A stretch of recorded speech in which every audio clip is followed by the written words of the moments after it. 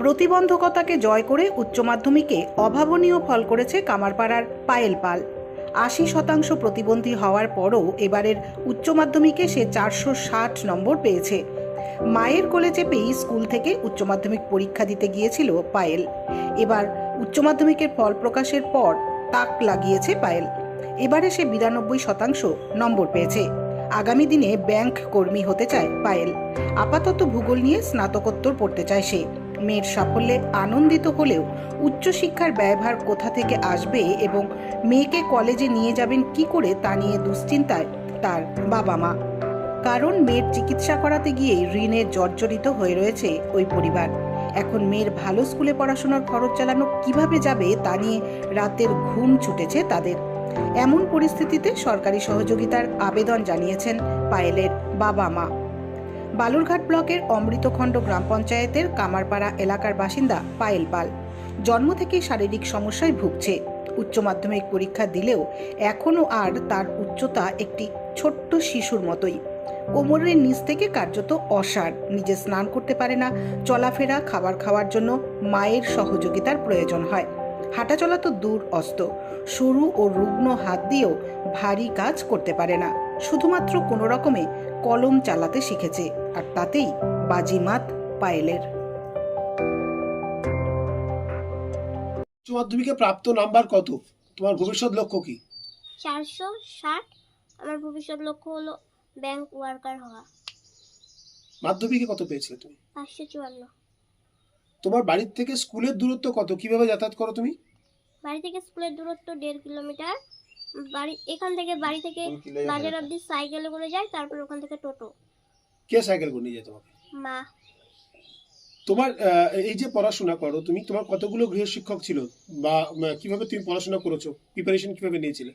3 জন গৃহশিক্ষক ছিল, আর বাদ বাকি পড়া আমি বাড়িতেই পড়তাম। মাধ্যমিকে যখন রেজাল্ট করেছিলে তখন কেমন লেগেছিল, আর আজকে কেমন লাগছে উচ্চ মাধ্যমিক রেজাল্টের পর? ভালো লাগছে। তোমার শারীরিক প্রতিবন্ধকতা, সেটাকে তুমি জয় করেছো। কত শতাংশ তোমার প্রতিবন্ধকতা আছে, আর কি বার্তা দেবে এই যে তুমি তারপরেও এরকম ভালো রেজাল্ট করেছো? 80% তো আমি এরকম। আমি আমার চেষ্টার দ্বারা এইভাবে আজকে এখানে এসেছি। বাবা মা কতটা সাহায্য করতো? বাবা মা স্কুল প্রাইভেটে নিয়ে যাওয়া, এরকম ভাবে সাহায্য করতো। এবার কি নিয়ে পড়াশোনা করবে? জিওগ্রাফিতে অনার্স নেওয়ার ইচ্ছা আছে।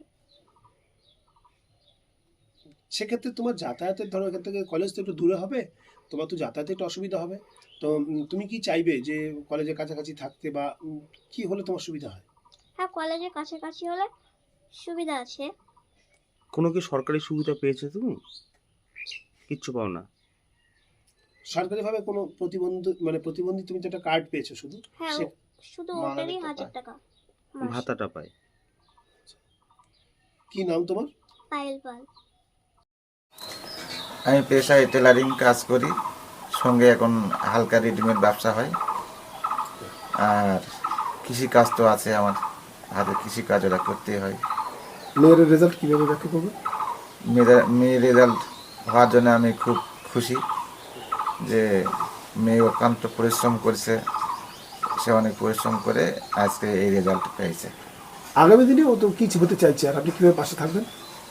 আগামী দিনে ও কিন্তু সরকারি কিছু সহযোগিতায় যদি আরও উচ্চশিক্ষা গ্রহণের জন্য আমি সরকারের কাছে প্রার্থনা করি, যেন সরকারিভাবে যেন কোনো সহযোগিতা আমাদের এই পায়েলের জন্য লেখাপড়ার শিক্ষায় সহযোগিতা করে, এবং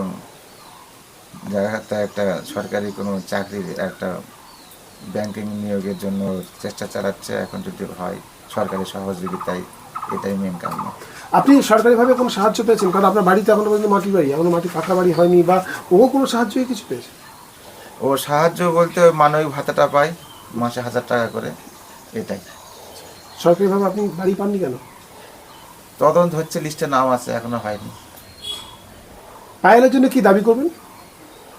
সরকারি সহযোগিতায় ও যেন একটা ভালো চাকরি পায়, এবং ওর লেখাপড়ায় যেন আরও এগিয়ে যেতে পারে, এই এবং তার চলাচলের জন্য একটা কোনো যদি ভালো একটা ব্যবস্থা হয়, এটাই মেন সমস্যা আমাদের।